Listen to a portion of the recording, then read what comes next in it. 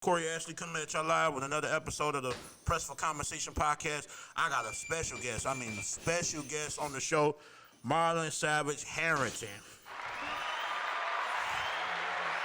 So what's going?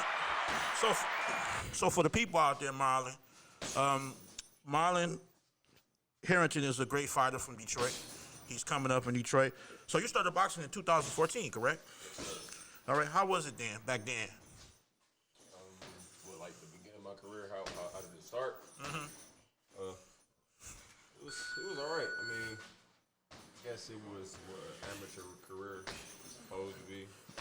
Okay. A little rocky, of course. But. Yeah, man. I mean, you had 25 amateur fights, and in those 25 amateur fights, it was very impressive. Very impressive. I see here that you are a 2018 Detroit Golden Glove champion. Not by it says by knockout. So how was that fight? With the actual gloves, I think I only fought like once in the gloves, if I'm not mistaken. Okay. Now I see when you went to the National Golden Gloves after you won in Detroit, your two fights was impressive, but then you had a good fight with a guy that had over 250 amateur fights. Yeah. Went up against a quality opponent. Anthony Campbell. Oh, Anthony Campbell. Okay. Now, in that fight, how was that fight for you? Knowing you fought a guy with 250 amateur fights, how was that for you for the first time? It was a good fight. I learned a lot from that fight. It was a real eye opener. He exposed a lot of things I did wrong in that fight. And I feel like that fight made me a lot better. That's cool. That's cool. And then I see that you had knocked out last of your 6 opponents that was Michigan elite opponents.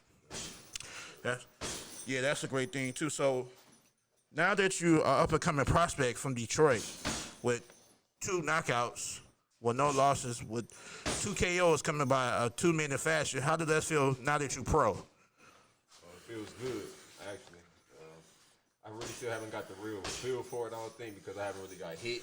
Mm-hmm. I mean, I know I got a good chin, but it's just different. I done them light with them small gloves on versus in the gym with them 16 ounces on. So, I mean, I'm quite sure I adjust well, but it's just, Okay. I really haven't got the real feel for it. Now, now that you're training now, what can we expect in the future? Big things are expected in the future, man. We working. Okay. Every day. Wait for that call. Just signed a 5-year contract with Salida Promotions. Okay. Yeah. So now that you Salida Promotions is a great promotional company, and I think he can help further your career. And plus, for the people out there that doesn't know your coach, can you let them know details about your great coach? Yeah. My head coach is Coach Julio Hernandez, also known as Coach J, the big guy. You feel me? Yeah, he like the Suge Knight around this motherfucker, man. We ain't playing no games. Straight up. Get through him to get to me, and you get to me, it's not gonna be easy. Now, when I see y'all two, it's like not only just a father figure, I see a brotherhood too, and that's very important in boxing. To have somebody that's that close to you, like you got a tight bond with somebody, Yeah, and that's good to have that in boxing, especially a lot of fighters, leaving their coaches, and there's no loyalty in boxing. And I think when I see y'all two, that's the total opposite, and that's a great thing. So, man, tell me how it feels, man, to hit somebody in the mouth and get paid for it. Great, definitely great. I call it organized violence. Okay, so you are currently a middleweight, right? Yes, Okay, because I know your plans is to fight at 154. If you had a chance, the opportunity to fight now, who would you want to fight out there? Who you see on TV like, damn, I just want to just get in the ring with him and just knock him out. Of the elite fighters. Mm-hmm. I mean, honestly, I don't know if that's wrong for me to say, but I really don't look at those guys as of right now in my career. But at the end of the day, I get in there with anybody. I done been there with anybody, so I mean, I don't think it's really smart for me to just jump out there in my 3rd fight. Yeah, right. Top dog, like, who does that? That's just not smart. But at the end And of the day, you'll be surprised. You know, Erickson Luma hopped in there with Jamel Charlo, and you see what happened to him. So I don't know who he was, who he is, but sound like he got traded. that's all right, man. But like I think you belong in the boxing world. Yeah. I think you have the ability to knock any one of them off, if you, especially how you train and you got a great coach. I think that's good for you to stick around them. After about 10 fights, man, it's whatever. You know what I'm saying? Yeah. And that's good that we got another up and coming prospect from Detroit, because we right now we got Jericho Quinn, and we got some great people coming out of here besides Tony. Derek Coleman, and you got Taylor Dorr, which I interviewed the other day. Dorr, I'm sorry. That's Coach J, ladies and gentlemen. So, anyways, man, like, you know, coming up from the amateurs into the pros, what's the difference between amateurs and the pros besides getting paid? I would say, from my experience, I would say the amateurs were a lot tougher than the pros as far as I've came along in the pros. I mean, I only had 2 fights, but I fought some dogs in the amateurs, you know what I'm saying? Especially at the national level. I mean, a lot of those guys be way better than these cab drivers and people fighting at the beginning of the pro. So, but you know what's crazy? You only had 25 fights, but you fight better than some people that got over 100 and some fights. You know, some people, you be like, I didn't see that. I'm like, wow. Like, you know, watching the national circuit and being around that circuit. Some of the guys at the Golden Gloves I got a chance to see, they was okay, but they wasn't like elite level, you know. They just had Russian fights, so. I think it's just my style. It's just different. Okay. I think Sparring. definitely sparring playing a part. Yeah, man, I heard you be dogging people out in sparring too, man. Name people you sparred. So who did you spar? Ain't nobody ain't been in there with. I'm gonna just leave it at that. In the city, that's K9 Bundred, Bernardo Tynes, Derek Coleman. Yeah. So who was the person? Who was the person that gave you some great work out of all them?